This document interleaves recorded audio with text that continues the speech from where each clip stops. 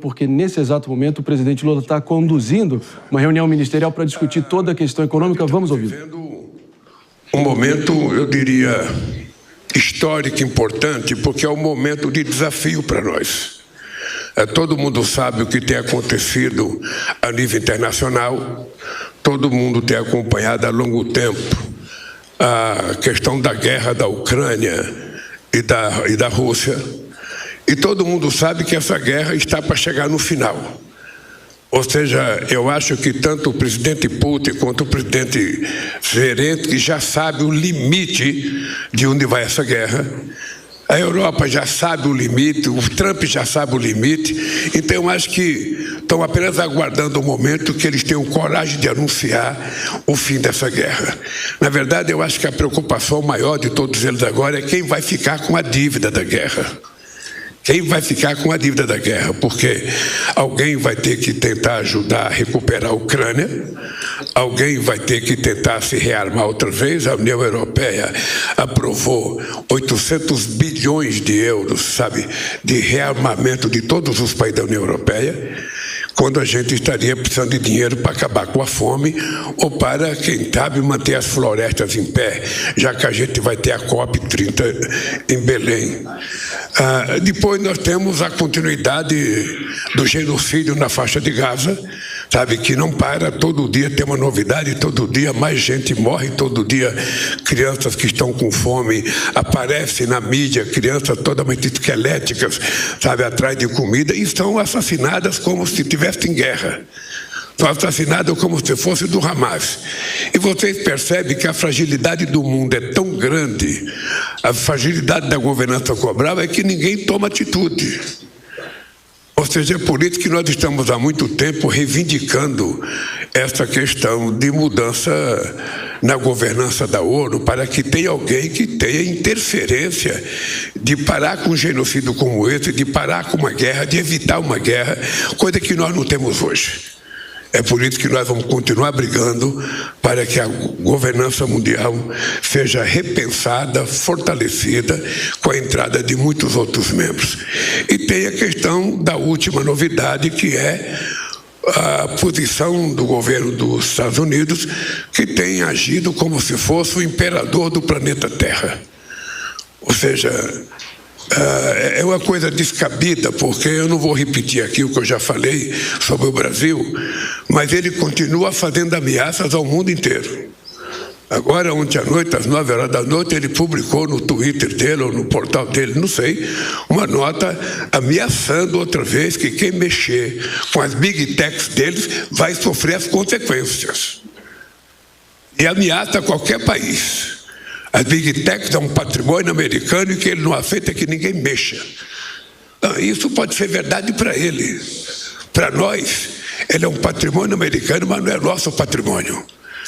Nós somos um país soberano, nós temos uma Constituição, nós temos uma legislação, e quem quiser entrar nesses 8,5 milhões de quilômetros quadrados, no nosso espaço aéreo, no nosso espaço marítimo, nas nossas florestas, tem que prestar contas à nossa Constituição e à nossa legislação. É assim que tem que ser, para que a gente possa construir e fortalecer esse mundo democrático, multilateralista, que o Brasil faz questão de defender. Esses são assuntos importantes que estão na pauta. Eu quero comunicar à imprensa que esse homem aqui, aquele homem ali que é o Haddad, e aquele ali que é Mauro Vieira, estão 24 horas por dia à disposição de negociar com quem quer que seja o assunto que for, sobretudo na questão comercial. Estamos dispostos a sentar na mesa em igualdade de condições. O que não estamos dispostos é sermos tratados como se fossem subalternos. Isso nós não aceitamos. De ninguém. De ninguém. É importante saber que o nosso compromisso é com o povo brasileiro. E depois, uma coisa importante, companheira Gleice, que eu acho, é que o Congresso Nacional precisava começar a discutir. Eu fiz uma relação dos maiores traidores da história da humanidade. Eu não estou com ela aqui porque esqueci de trazer, Mas é o seguinte, o que está acontecendo hoje no Brasil, com a família do ex-presidente e com o comportamento do filho dele nos Estados Unidos, é possivelmente uma das maiores traições que uma pátria sofre de filhos seus. Não existe nada que possa ser mais grave do que uma família inteira ter um filho custeado pela família, um cidadão que já deveria ter sido expulso da Câmara dos Deputados, insuflando com mentiras e com hipocrisias um outro Estado contra o Estado Nacional do Brasil. Isso é inexplicável. Nós vamos ter que fazer disso uma frente de batalha no campo da política, não é no campo do governo, para que a gente possa fazer com que esse país, seja respeitado. Não é possível, eu não conheço na história desse país algum momento em que um traidor da pátria teve a disfarçatez de mudar para o país em que ele está adotando como pátria, ele está adotando os Estados Unidos como pátria, negando a sua pátria e tentando insuflar o ódio de alguns governantes americanos contra o povo brasileiro. Isso não é aceitável e é importante que cada ministro, nas falas que fizerem daqui para frente, façam questão de retratar a soberania desse país. Nós aceitamos relações cordiais com o mundo inteiro, mas não aceitamos desaforo e ofensas, petulância de ninguém. Se a gente gostasse de imperador, a gente não tinha acabado, com o império. Se a gente gostasse de imperador, o Brasil ainda seria monarquia. A gente não quer mais. A gente quer, esse país democrático e soberano, republicano, que é o que nós aprendemos a construir. Dito isso, eu passo a parte. Depois eu vou falar outra vez. Aí eu vou falar diretamente para os ministros. Eu queria aqui passar a palavra para o companheiro Alckmin, que, muito tranquilo, de forma soberana, vai falar aqui uns 10 ou 15 minutos para nós sobre a situação do nosso desenvolvimento e crescimento no Brasil.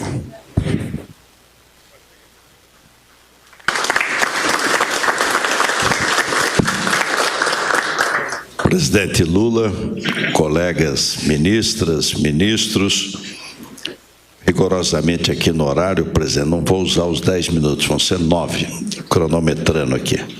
Mas começar dizendo como eu tirei o boné, porque eu acredito que é dos carecas que elas gostam mais, né? Mas primeiro duas boas notícias. Aí o presidente Lula lançou ontem o programa para bens e capital. Então, 10 bilhões do BNDES, 2 bilhões da FINEP, Luciana.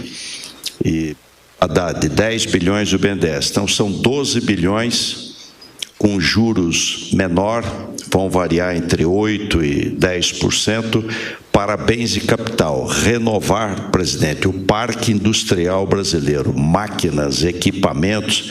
As máquinas estão com 15 anos, 14 anos em média. E a depreciação estava levando 15 anos para depreciar uma máquina. O presidente Lula lançou depreciação acelerada, deprecia em 2 anos. E agora financia 12 bilhões para a renovação do parque industrial brasileiro, ganho de competitividade, redução de custos e melhor produtividade. Segunda boa notícia é o carro sustentável. O presidente Lula lançou o IPI 0 para aquele carro de entrada. O que é o carro? E está um sucesso. Está vendendo quase 17%. Eu tenho fim de semana visitado concessionária de automóvel lotado.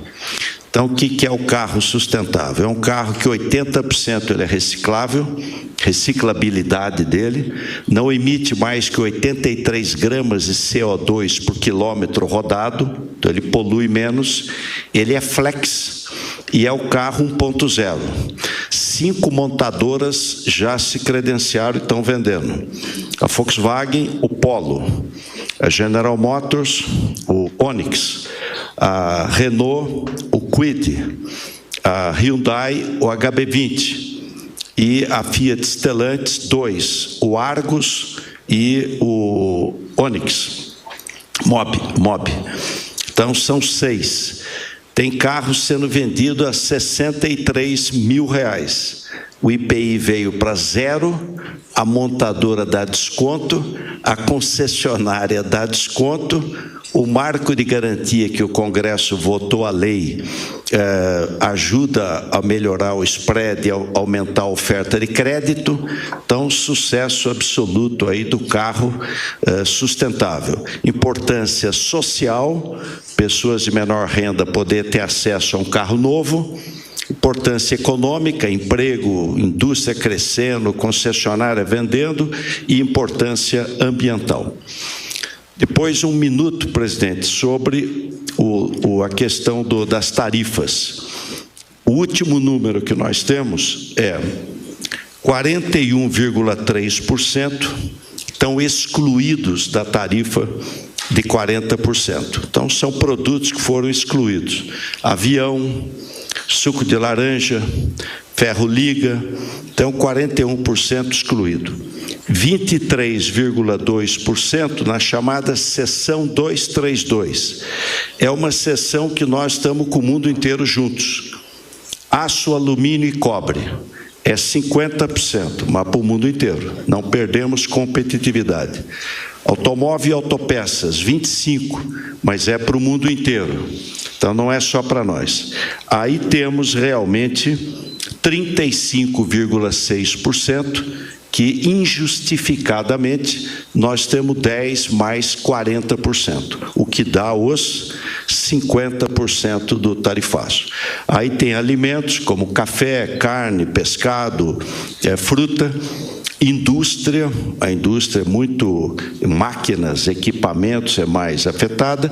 A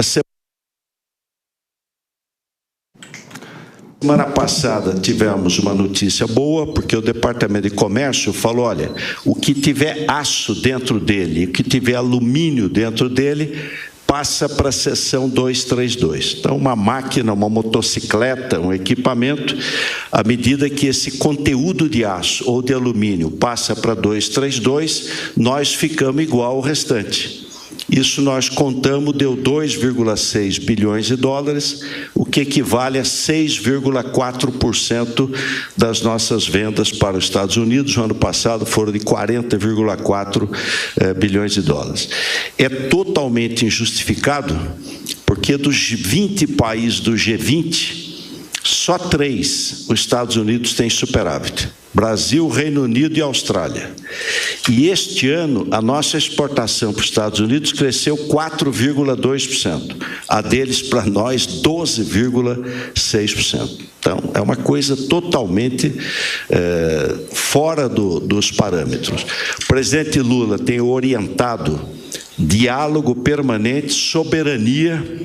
O Brasil não abre mão da sua soberania, Estado de Direito, separação dos poderes, que é a peça basilar do Estado de Direito, e, ao mesmo tempo, negociação e diálogo para a gente corrigir essa absoluta distorção da política regulatória. E aí foi lançado o Plano Brasil Mais Soberano, crédito, então são 30 bilhões mais 10 do BNDES, 40 bilhões, com juros mais baixos, fundo garantidor, fundo FGO, FGI, FGCE, fundo garantidor, drawback prorrogado. Drawback é um sistema, eu tenho uma empresa e exporto, então eu entro no modelo que tudo que eu comprar para exportar eu não pago imposto, porque a exportação não paga imposto, tem imunidade tributária. Mas eu frustrei a exportação, então tem mais 1 ano para exportar, não vai ter multa nem precisar pagar o imposto. Ganha 1 ano a mais para poder cumprir o drawback. Prorrogou o drawback 1 ano. Reintegra, que estava a Márcio França para pequena empresa, agora as empresas que exportam para os Estados Unidos ampliou para pequena, média e grande. Então ela vai ter 3% de crédito para poder abrir novos mercados. Então, drawback, reintegra, crédito, fundo garantidor e buscar novos mercados. E aí estamos indo daqui a pouquinho para o México. Simone Tebet vai conosco, a ministra, o ministro Fávaro também. E tem possibilidades na área agrícola, biocombustível, avião, energia, industrial, enfim, um conjunto aí de encontros. Estão indo quase 100 empresários brasileiros também nesse grupo. Mas destacar aqui a injustificada medida americana, extremamente injusta, e a disposição do presidente Lula do diálogo permanente para a gente corrigir essa questão. Enquanto isso, medida focada, pontual, temporária, de apoio às empresas e preservação do emprego. Obrigado. O Lula está com essa disposição para o diálogo permanente?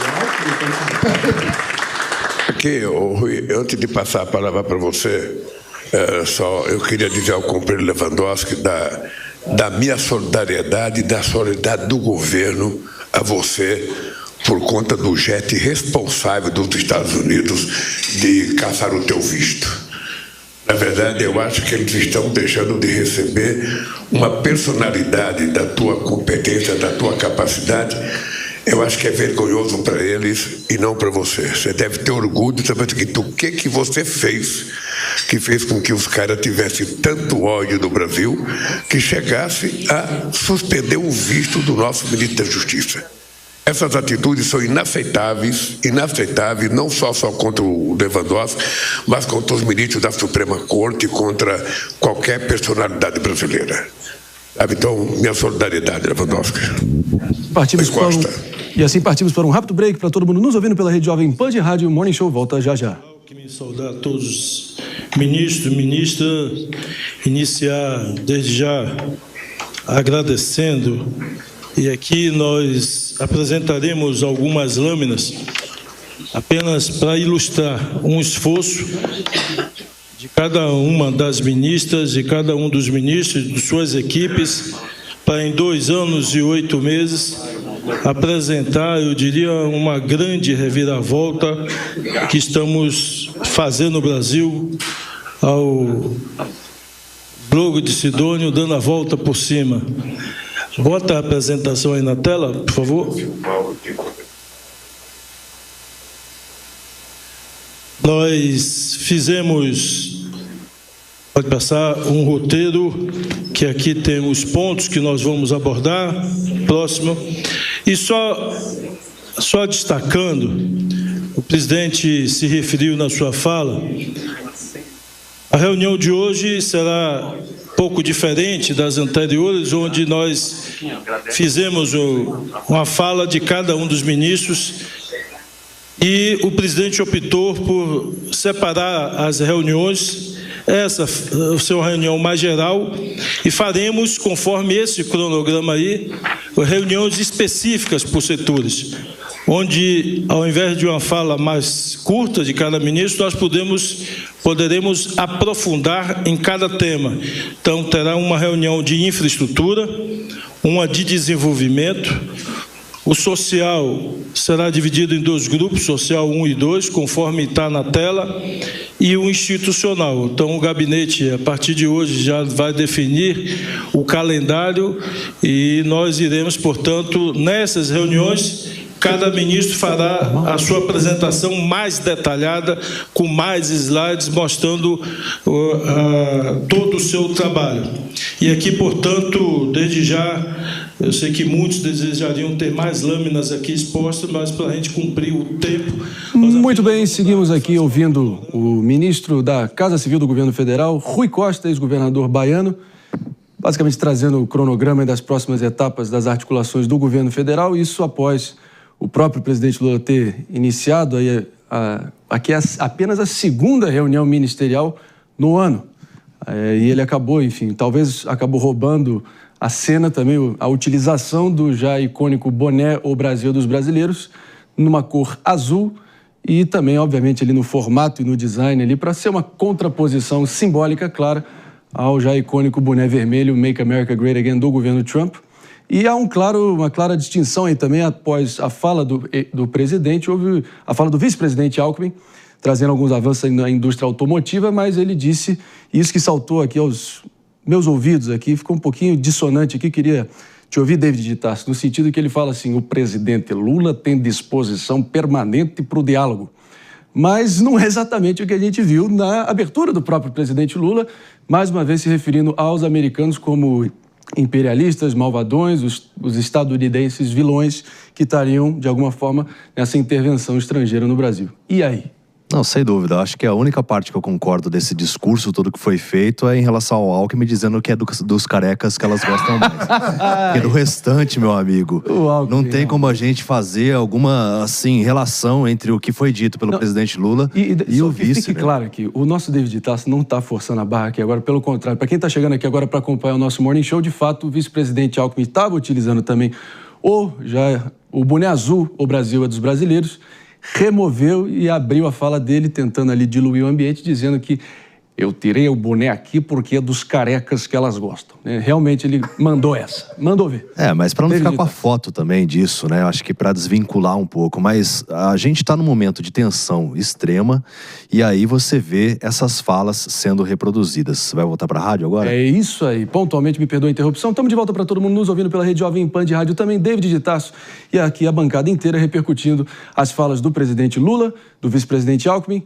e também dando sequência lá com vários acenos, várias falas aqui. Novamente, né, David Tarso, a palavra é sua para a gente seguir aqui contextualizando tudo para todo mundo que está nos ouvindo também. Vai que é sua. Eu estava dizendo que no momento de tensão como esse, a gente vê, né, a abertura de uma reunião ministerial para tratar justamente sobre as questões relativas ao tarifaço imposto pelos Estados Unidos, a gente vê mais provocações acontecendo. E aí o presidente traz uma fala dizendo, eu tenho uma lista já formalizada sobre os principais traidores.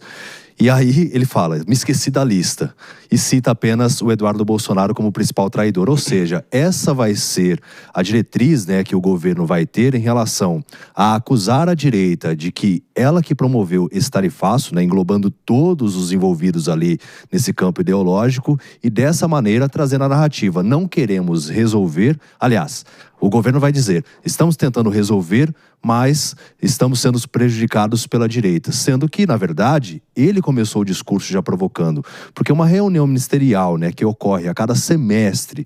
Então, a gente tem que lembrar isso também, onde todos os ministros estão presentes. As medidas que deveriam ser discutidas de que forma que nós vamos criar propostas construtivas para lidar com todo esse tarifaço. E de que maneira também que a gente vai dialogar com os Estados Unidos para tentar reverter essa situação. Mas a gente não vê nenhum aceno em relação a isso. Apenas mais provocações, gerando ainda mais crise. Aninha, Beatriz, isso quero te ouvir também, porque há muitas formas de você interpretar também esse lema que foi ideia do próprio Sidônio Palmeira, colocando o Brasil dos brasileiros para ser a contraposição ao boné MAGA do Trump. Mas se realmente o Brasil fosse dos brasileiros e realmente rechaçasse qualquer intervenção estrangeira, a gente com certeza não teria, por exemplo, esse verdadeiro consórcio global de ONGs metendo bedelho e travando projetos de mineração, de infraestrutura, quando o povo em regiões sofridas, em bolsões aqui de miséria no Brasil, clamam por esse tipo de desenvolvimento. E isso vem também de um longo rastro, né, do próprio Partido dos Trabalhadores, em conluio com o Partido Comunista Chinês, aceitando a intervenção chinesa, por exemplo, em diversos setores estratégicos, telecomunicações, terras agricultáveis e por aí vai. Ou seja, intervenção do bem, intervenção do mal, como é que fica de pé isso? André, bom dia nossa audiência. Sabe, a comunicação do governo, ela vem sendo alvo de críticas da minha parte já faz um tempo, mas eu acho que a gente ultrapassa todo e qualquer limite a partir do momento em que a gente utiliza uma reunião ministerial para ficar criando ainda mais atrito com os Estados Unidos.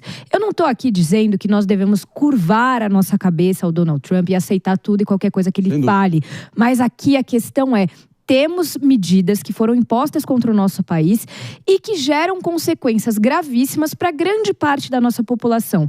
Seria o caso do governo tentar ideologizar essa questão e analisá-la sob um aspecto prático de como resolver e como reduzir prejuízo aos brasileiros. A gente comentou aqui há pouco que essa é a segunda reunião ministerial do ano. E aí a gente vê o nosso presidente, o nosso vice-presidente, perdendo tempo procurando culpados externos, como se o Brasil, antes de tudo isso acontecer, estivesse a mil maravilhas, ao invés de utilizar um momento raro, que é um momento em que todos os ministros estão reunidos, para discutir soluções de forma propositiva. Eu acho que não é o ambiente, não é pertinente que se prolongue em picuinhas, tentando criar ainda mais atrito com os Estados Unidos, quando a gente tem questões tão mais relevantes para a nossa sociedade a serem resolvidas. Então fica aqui o meu descontentamento com a forma como essa reunião está acontecendo. Nathalie Wendel, talvez uma das muitas falas aí que com certeza vão repercutir ao longo do dia inteiro. Aqui eu abro aspas, quando o presidente Lula disse que não aceitaremos desaforos de ninguém. De alguma forma pode ser só uma bravata que fica ecoando por aí sem, na prática, representar muito. Discurso pré-eleitoreiro aí já em vigor, já a todo vapor. Como é que você viu a postura aí adotada pelo presidente, que ditou o tom e com certeza já vai ditar o tom do resto e na sequência da própria reunião, fez até um desagravo ali público para o ministro Lewandowski da Justiça, né, dizendo que é uma vergonha, né, ele ter tido o próprio visto dele cassado. O que você achou? André, bom dia a todos. Mas de fato as eleições já começaram, né? Acho que isso fica cada vez mais claro. O Lula vai adotar esse tom cada vez mais eleitoreiro, e o que me preocupa, principalmente na fala aqui de Geraldo Alckmin, é a questão econômica, né? A gente ganha eleição justamente também pelo lado econômico, né? E nós tivemos aí algumas medidas que foram anunciadas, como por exemplo, né, a taxa de juros aí menos elevadas, né, para concessão de investimentos, carros elétricos, né, que na verdade a gente não altera o nosso modal de transporte, que é uma das principais preocupações em termos logísticos desse país. Então, cada vez mais a gente estimula os carros ali a estarem dividindo, né, levando todos os produtos que a gente precisa a um país que é de dimensões continentais. Então, isso acaba preocupando bastante. E a questão do crédito, né? Então, existem maneiras de a gente estimular o nosso crescimento econômico, seja via consumo, investimento, gasto do governo ou ao nosso resultado das exportações e importações, né? Então a gente já tem um problema muito grave ali nas exportações, que a gente não consegue resolver por conta do tarifaço, os investimentos completamente travados, e o governo, mais uma vez, em termos de irresponsabilidade fiscal, continua estimulando o nosso PIB em termos de consumo, que foi o que ficou muito claro ali na fala do vice-presidente Geraldo Alckmin. Então isso acaba me preocupando muito, né, uma vez que, de certo modo, né, a gente, como eu disse, começou a parte política, né, o jogo político está posto, e, mais uma vez, o PT ali vai recorrer, né, ao incentivo via consumo para que possa ali ter algum respaldo em termos econômicos. E isso me preocupa porque a gente deixa cada vez mais de lado a responsabilidade fiscal desse país. Inclusive, já voltando a engajar aqui a nossa amada e sempre importante audiência aqui, a gente tem até um comentário para a gente repercutir aqui, minha diretora Helena. Podemos projetar, na verdade, muito em breve, o próprio...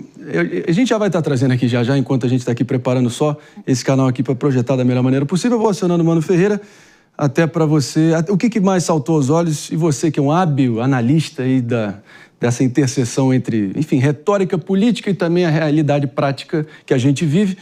O que você acha que vai estar pautando o debate nas próximas horas? O que mais saltou aos seus olhos? Exato, Marinho. Primeiro, tem uma divisão de papéis, né? O presidente Lula faz o discurso eleitoral, exclusivamente preocupado em reforçar a dicotomia entre o adversário preferido, que é Eduardo Bolsonaro, que, não podemos negar, ajuda a narrativa do presidente Lula a ficar muito mais fácil ao ter se envolvido nessa aventura bizarra nos Estados Unidos. Então, o presidente Lula fica extremamente confortável nesse lugar de defensor da soberania, atacando o Eduardo como o maior traidor da história da humanidade, segundo o presidente Lula. Do outro lado, nós temos o vice-presidente Geraldo Alckmin com o papel de falar para os interlocutores do mercado. Então, enquanto o presidente Lula está falando com o eleitorado, o vice-presidente Alckmin está falando com